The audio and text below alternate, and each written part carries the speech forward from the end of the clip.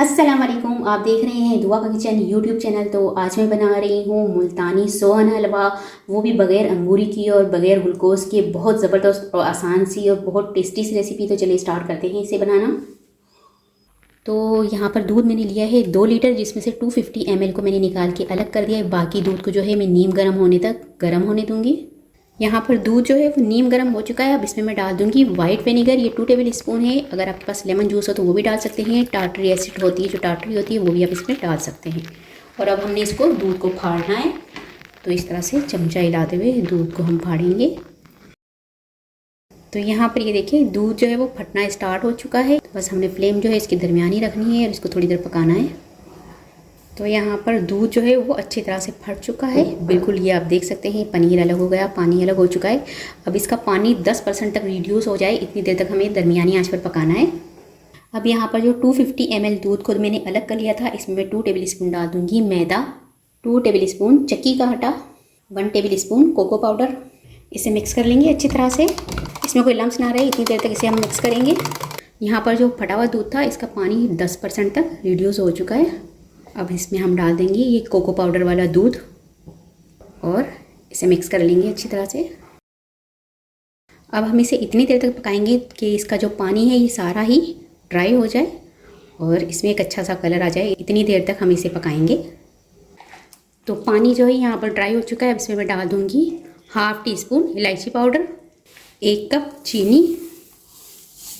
चीनी आप देख लीजिएगा, चक्कर अगर आपको कम लगे तो आप इसे मज़ीद बढ़ा लीजिएगा अगर आप ज़्यादा लेते हैं, और अगर कम लेते हैं तो आप इसे थोड़ा कम करके डाल लीजिएगा। अपने टेस्ट के अकॉर्डिंग आप इसे कम या ज़्यादा कर लीजिएगा।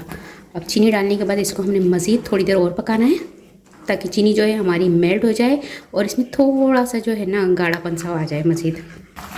तो यहाँ पर ये देखिए चीनी डालने के बाद इसको मैंने थोड़ी देर पकाया है, तो ये काफ़ी हद तक गाढ़ा हो चुका है और अब इसमें रेशा सा आने लग चुका है। ये देखिए इस तरह से रेशा सा आने लग चुका है। तो इतनी देर इसे पकाएंगे। यहाँ पर मिक्स नट्स हैं जिसमें हैं बादाम, पिस्ते और अखरोट वगैरह, ये सब इसमें डाल देंगे। इसके बाद इसमें डाल देंगे 2 टेबल स्पून के करीब घी, देसी घी, और इसकी भुनाई करेंगे हम अच्छी तरह से।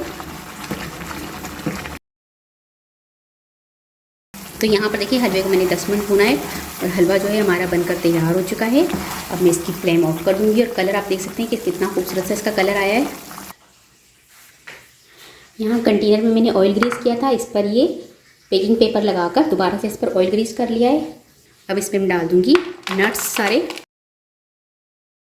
इसके बाद इसमें हम डाल देंगे जो हलवा तैयार किया था वो हलवा इसमें डाल देंगे।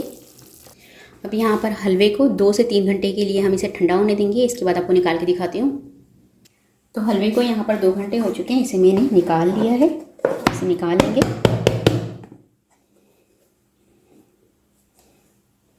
पेपर हटा देंगे।